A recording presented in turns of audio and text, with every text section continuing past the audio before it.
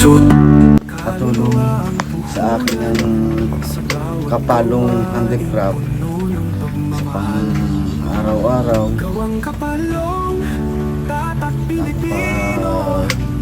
una ng panggagasto sa pang mga estudyante. Malaking bagay ang meron tayo noon dito sa Kapalonga. Nakakatulong po sa akin ng kapalong handicraft katulad ng pagbayad sa mga bills, sa pambaon ng mga bata.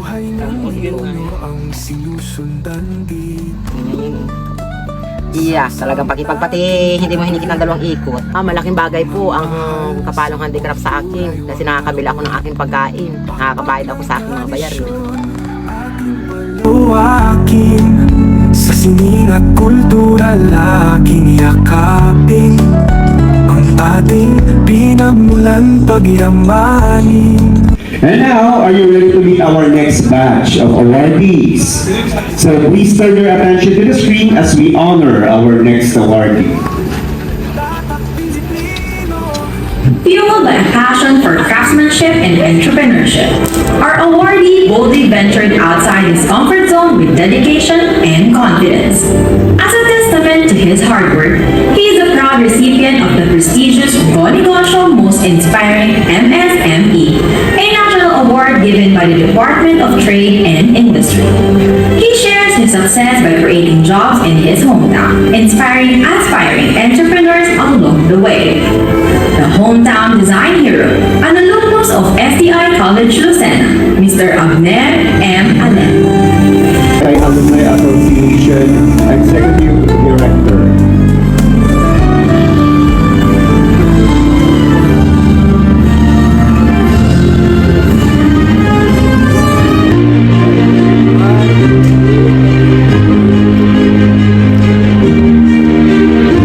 Inspirasyon ang hatod kan 30 anyos na entrepreneur sa Banwaan kan Kapalonga, Camarines Norte.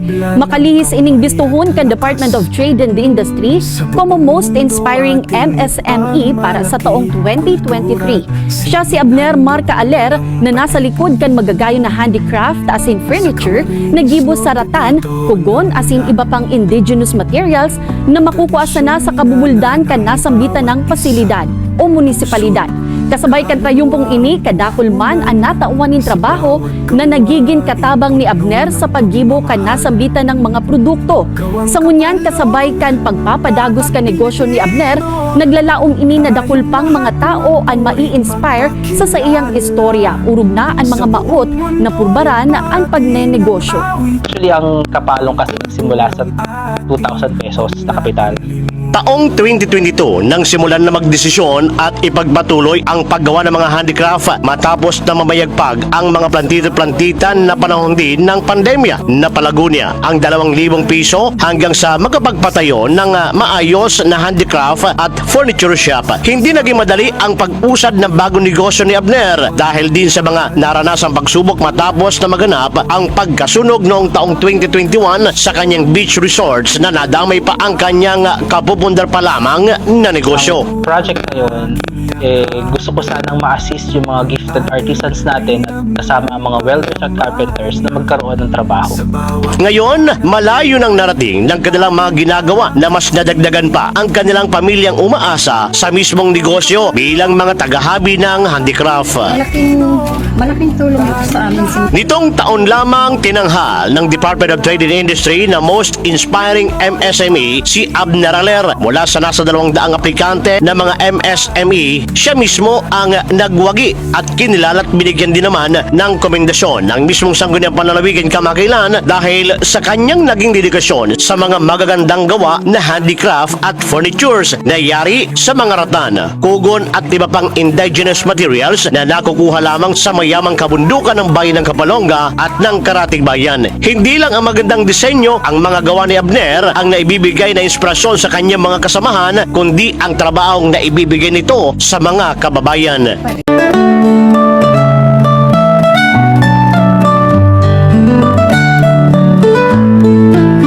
Gawang kapalong matibay at wakas sa bawat hibla ng kamay at lakas. Sa buong mundo ating ipagmalaki, kultura't sining handog ng walang patid. Sa Camarines Norte dito nagmula ang tradisyong minana ng bawat isa. Puso't kaluluwa ang puhunan, sa bawat gawain puno ng pagmamahal.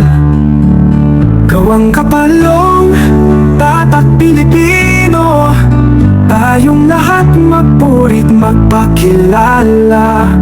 Sa buong mundo'y parating ang awit, ang kulturang ating huwag nating limutin.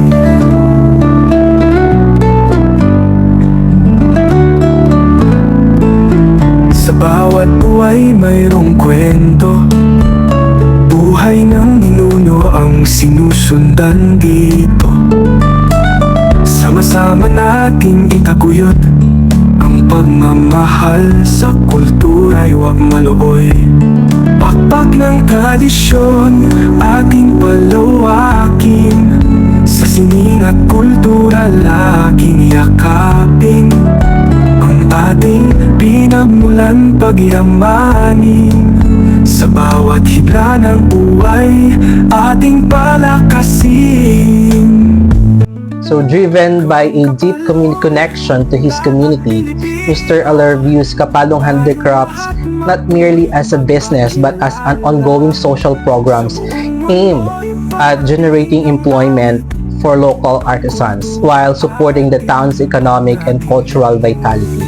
So Kapalong stands today as a testament to his commitment to uplifting local talent and fostering economic growth. At Kapalong Handicraft, every thread tells a story. Our artisans, strong skilled women, dedicate their heart to weaving traditions into every piece. Using natural fibers and age-old techniques, they create more than just crafts, they create legacies. When you choose Kapalong, you're not just buying a product, you're embracing a culture, empowering communities, and supporting sustainable living. Let these handcrafted treasures add warmth to your home and meaning to your life. Together, we can honor heritage and transform lives, one weave at a time. Kapalong Handicraft, woven with love, shared with the world.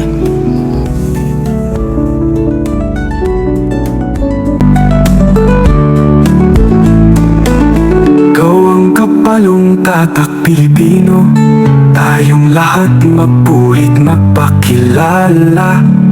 Sa buong mundo'y parating ang awit, ang kulturang ating huwag nating limutin.